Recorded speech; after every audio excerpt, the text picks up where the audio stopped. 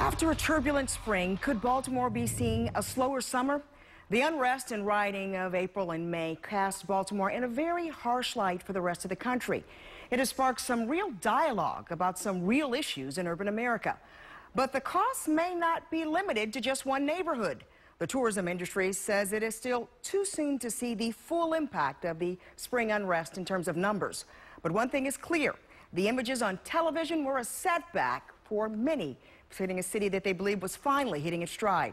Again, we hear now from In Focus investigator Brian Kubler. Baltimore is the biggest cog Central Maryland's got. As it churns, so do its counties and smaller cities, and for a while there, the gears were turning at a pretty good clip. Old vacant buildings are being converted into apartments. New high-rise developments are in the pipeline, and Baltimore is one of the top 10 destinations for millennials because, as many of them say, this city still has a story to tell. In early April, all the numbers were looking very good. Renters were moving in record numbers. We had housing sales were strong. The attractions were attracting lots and lots of people. Restaurants are doing well. Just nationally, it felt like we were getting to a positive tipping point. Until, well, it tipped the other way. Kirby Fowler with Downtown Partnership is one of several in Baltimore charged with the now crisis management of Baltimore's national image. Not because of what caused the unrest. Baltimore was simply the backdrop to an incredibly important and national issue. But the images of Baltimore burning, the neglected neighborhoods, the frustration, all of it chipping away not just at Baltimore's self-esteem, but its fragile reputation. A problem for those who sell it. Image is important. No matter what people say, that's how you sell yourself, whether you're in a job interview or selling a city. You have to show the positive as well as the negative. Has your job gotten harder since the riots? I think a lot of people's jobs have gotten harder. We've definitely seen a drop in hotel revenue. We've seen a drop in occupancy in the hotels. We've seen a drop in ticket sales from our museums and attractions. Tom Noonan has one of those jobs that just got harder. It is his task to sell Charm City to conventions and events. You've got great restaurants, great culture. A job his organization was doing quite well with an assist from homegrown celebrities in the Be More campaign launched just before the unrest. Other towns have history.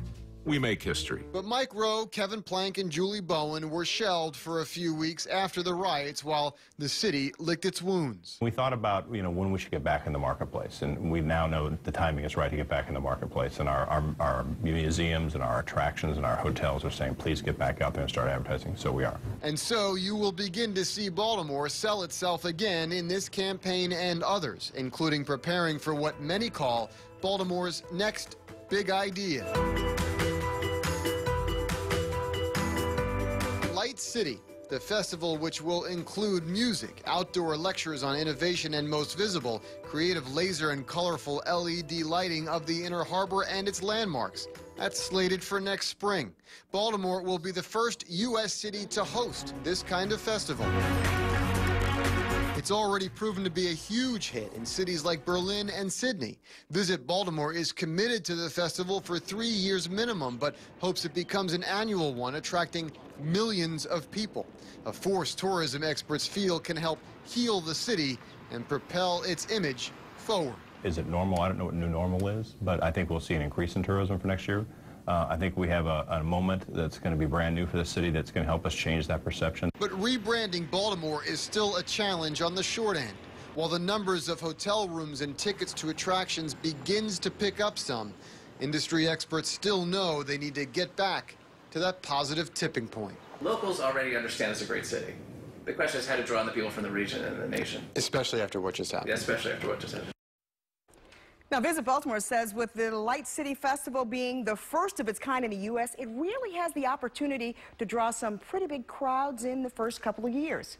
But Baltimore's next big idea also has a historical connection, too. Baltimore was the first city to light its streets with gas lamps in 1816, and next year will be the 200th anniversary of that innovation. To read much more about the Light City Festival and the current challenges Baltimore faces post-unrest, log on to our website at abc2news.com.